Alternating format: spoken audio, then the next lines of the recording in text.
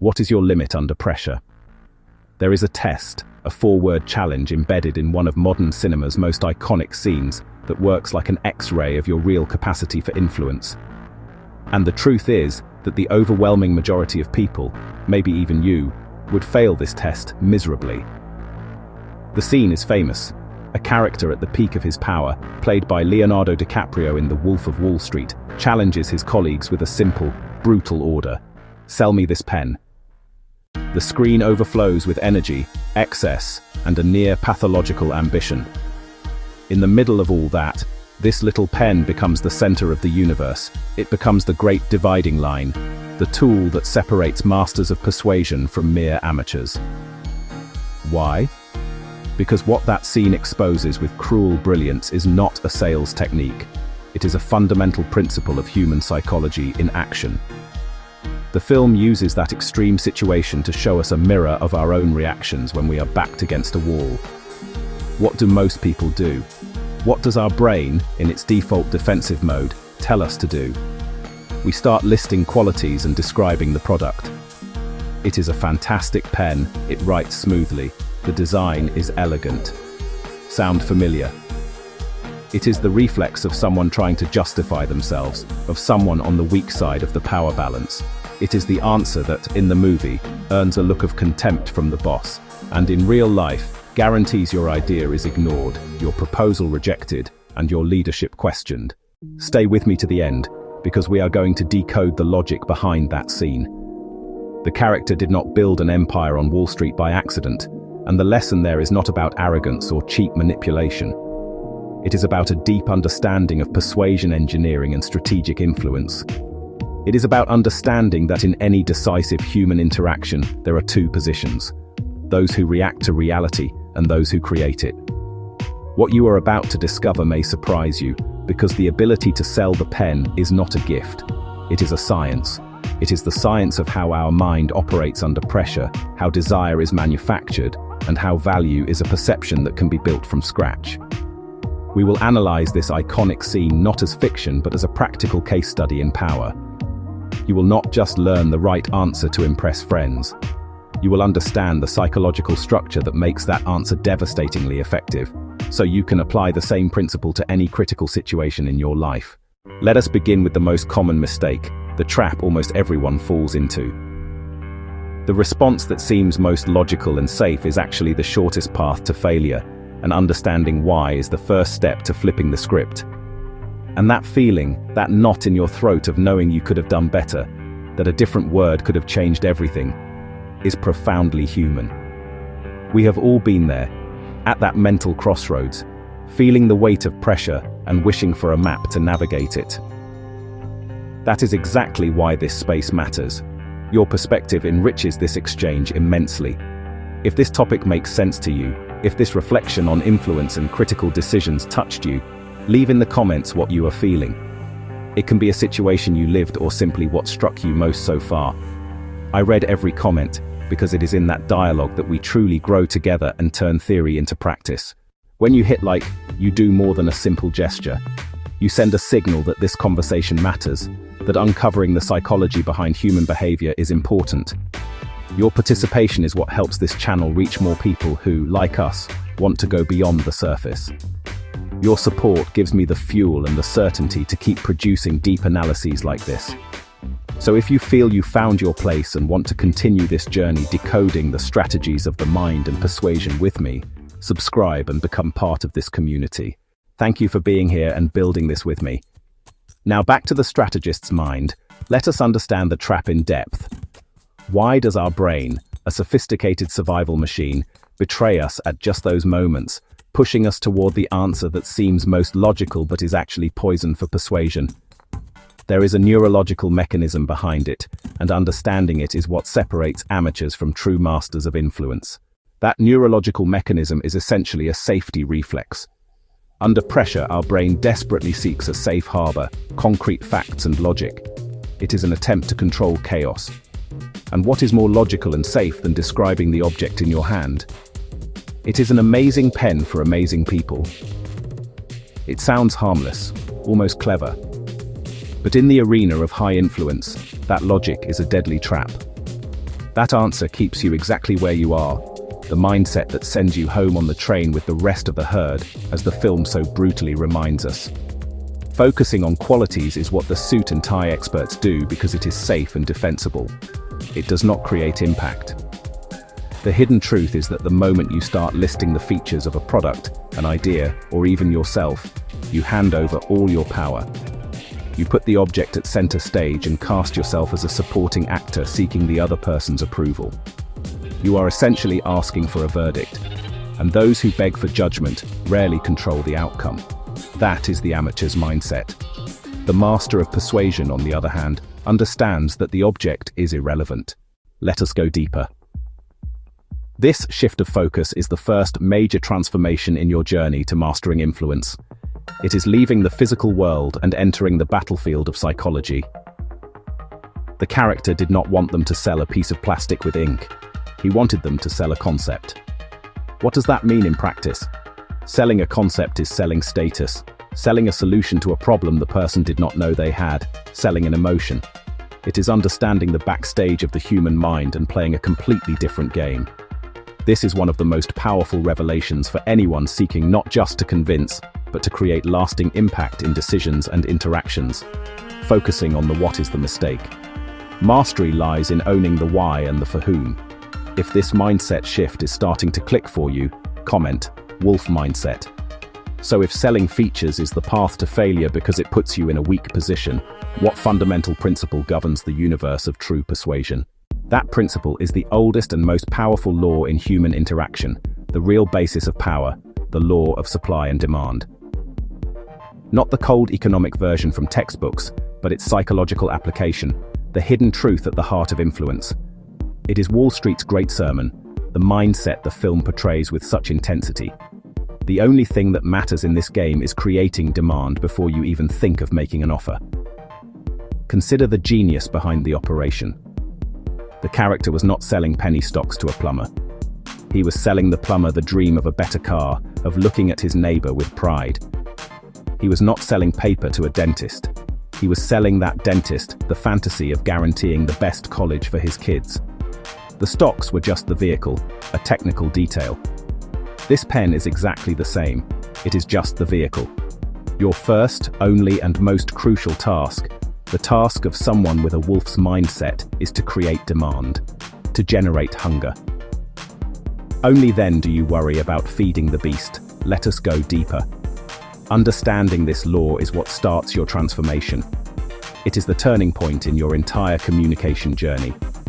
Once you internalize it, you stop seeing the world as a seller of objects and start seeing yourself as an architect of desire. The impact of your decisions and speech multiplies. You begin analyzing the backstage of every conversation, looking not for a chance to talk but for a gap, a small pocket of need where your solution fits perfectly. Here is the powerful revelation. Your value does not lie in what you offer, but in your ability to make the other person feel the lack of it. It is a posture shift from reactive to proactive. You do not wait for need to appear. You reveal it, highlight it, or in some cases, create it with strategic elegance. Knowing you must architect the need is the map. Every map needs a first step. What is the tool, the key question, that sparks the flame and turns indifference into burning desire? That tool is the antithesis of a statement. It is the opposite of pushing. It is a question. Not just any question, but a key question. A psychological lever disguised as a simple request. It is the real masterstroke. As the scene shows, the correct response was never a description, but an action. You look the other person in the eye with the calm certainty of someone who already knows the result and say, "Can you do me a favor? Write your name and phone number on this napkin for me." The gears in their head shift instantly. The brain that was ready to judge now receives a task, a socially acceptable command. They reach for a pocket or a bag. What do they find? Nothing. A vacuum. And in that exact silent beat, you checkmate with calm. You need a pen, do you not? Boom. Game. Set. Match. The hidden truth, the great revelation behind this move, is the complete and instant inversion of power. A second earlier, you were the seller, the one who needed their approval. A second later, they are the one in need, and you are the only solution. Let us go deeper. This is not just a sales trick. It is a lesson in the architecture of power.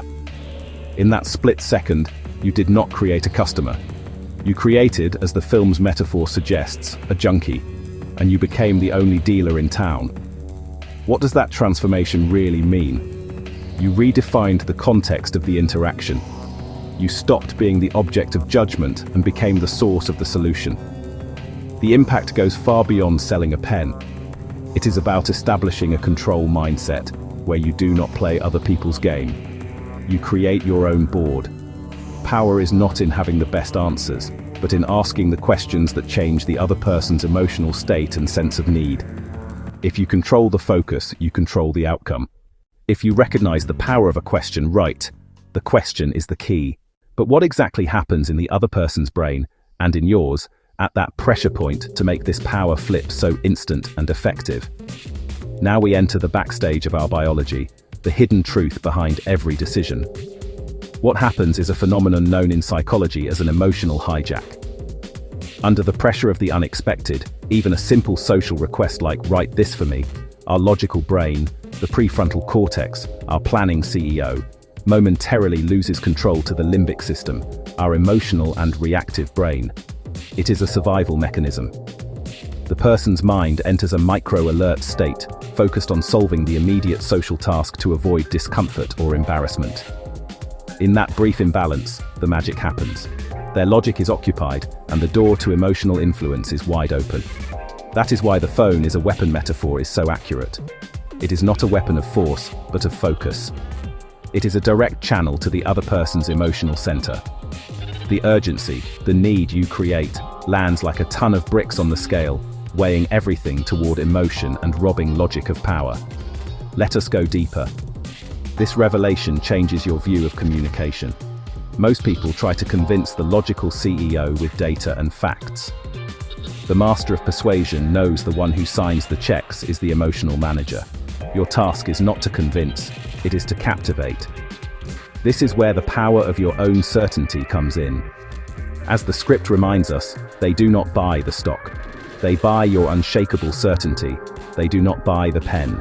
They buy your calm and your control of the situation as the solution to the small chaos you just created in their mind. You are not selling products or ideas. You are transferring emotional states. Your calm, your conviction, your certainty that you have the solution becomes, magnetically, their certainty. If you understood that emotion rules, type, decision is emotion. But when you create this need and hijack the emotional brain, you almost accidentally activate one of the most powerful and primitive mental triggers there is. That trigger is scarcity. Our brain is programmed, since the savannas, to assign immense value to what is rare, limited, or at risk of being lost. It is survival. The master of influence does not just understand it, he designs for it. The Aerotine International scene is a masterclass. Remember the pitch? A cutting-edge tech company. The hidden truth? A lousy garage in Mulkeytown. Did it matter? Not for the outcome. The perception, the story told with unshakable conviction, created scarcity. The narrative that this stock is about to take off and you are going to miss it turned a worthless asset into the hottest object of desire. With the pen, the psychology is identical. By itself, it is just a pen. The moment you create the need and the person has none, your pen becomes for that instant the only solution in the universe. You are no longer holding an object, you are holding the only lot available. That is the great transformation of value. Let us go deeper. This leads to a liberating revelation in the journey of influence. Value is not intrinsic, it is contextual. It is a perception, and perceptions can be managed. The impact on your mindset is huge. You stop worrying so much about the features of what you offer and start focusing on how to frame the situation so the value of your solution becomes evident and urgent. You begin to see how human decisions are made and realize that the fear of loss is often a stronger motivator than the desire to gain. By creating the need and positioning yourself as the only solution, you are not merely selling. You are activating the primitive fear of missing out. You make inaction seem riskier and more painful than action. If you understood that value is a perception, right, I create value. Alright, we are talking about Wall Street, movies, extreme scenarios. How do you bring this principle of scarcity into a real high-pressure situation, like a job interview tomorrow morning? Here is the bridge between Wall Street's frenzy and your reality. The principle is exactly the same. The translation is a mindset shift. Remember the mantra. Solve your problems by getting rich. This philosophy is not about money, it is about solution. In a job interview, most people present themselves as a poor candidate. They show up asking for a salary, an opportunity, a chance. They list skills like someone emptying the few coins in their pocket. Your transformation begins when you drop that posture and adopt the rich solution mindset. You are not there to ask. You are there to solve the company's poverty. Every company, no matter how successful, has some form of poverty. Process inefficiency, missed sales targets, market share lost to a competitor, a project stuck in limbo. Your first task is to investigate, look backstage, and diagnose that pain. Let us go deeper.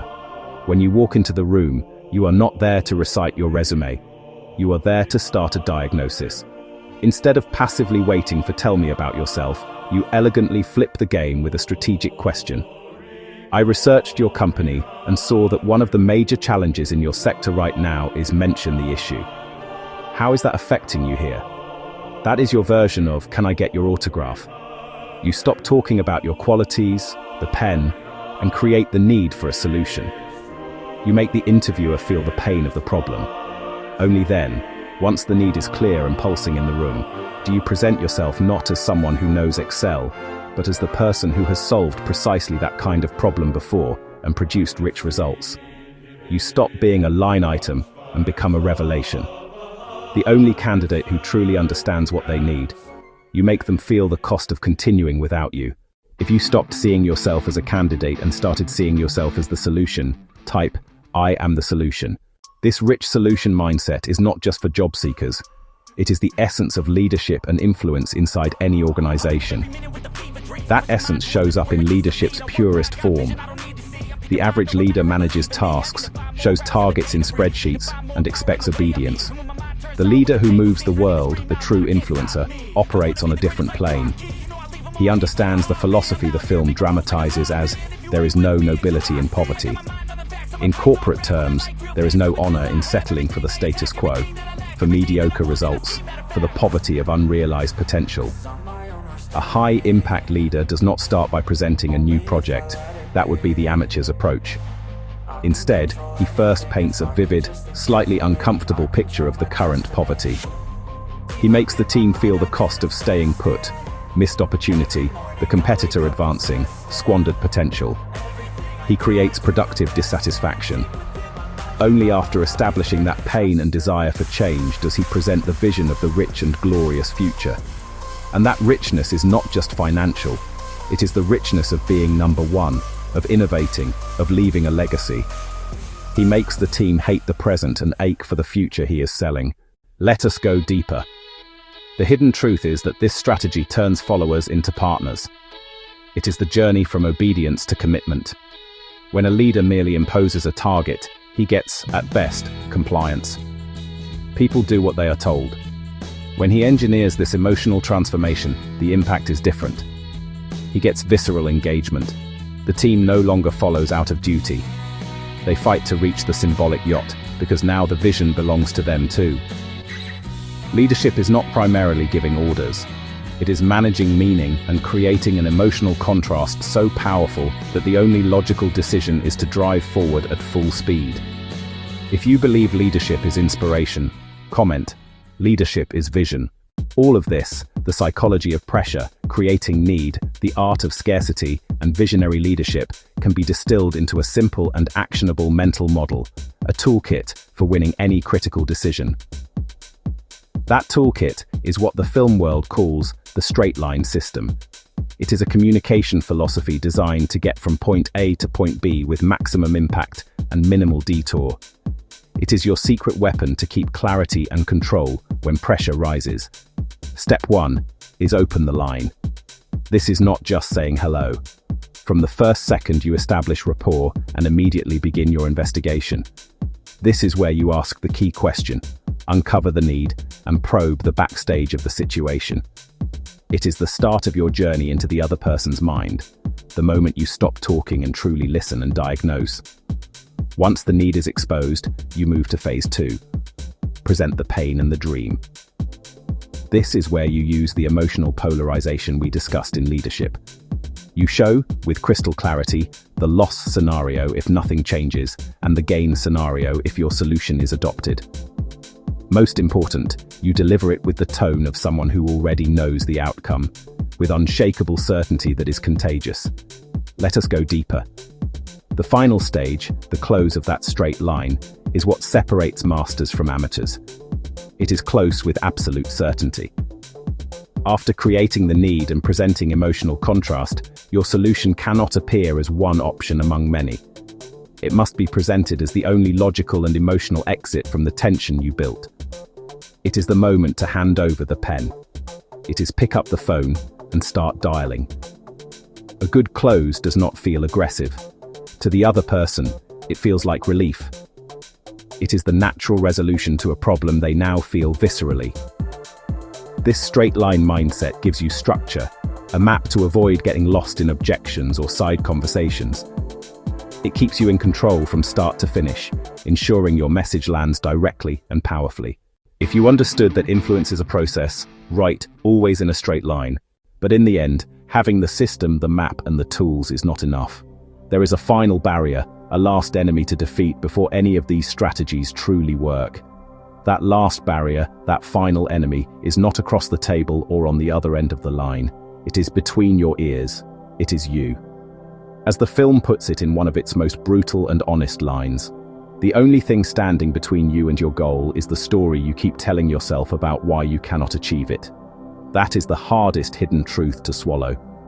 What good are the best strategies, the psychology, the triggers, if in the backstage of your own mind a voice whispers that you are not good enough, that you were not born for this, that you are not a salesperson?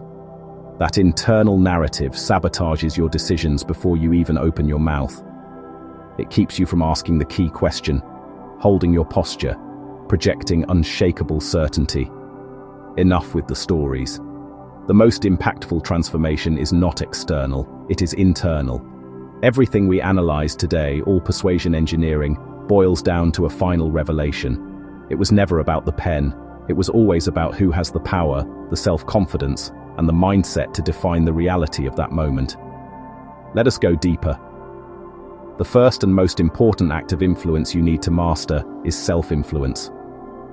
It is the conscious decision to silence the script of fear and doubt and replace it with the script of certainty and power. It is a choice. You can remain the person who reacts to the world, who waits for questions, who justifies value, or you can become the person who creates the context, asks the questions, and demonstrates value through posture. The impact of that internal choice reverberates in every word, gesture, and silence. Techniques are only tools. Your mindset is the hand that wields them. Without the right mindset, the best tool in the world is useless. With the right mindset, even a banal object like a pen can become a lever to move the world. This journey is about rewriting who you believe you are. If you decided to rewrite your story, type with conviction, no more stories. Because at the end of the day, after every strategy is revealed, the question left is no longer, can you sell me this pen?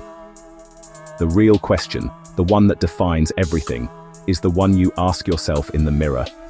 And the answer you give to that question, in the silence of your own mind, will determine the impact of all your actions from today forward.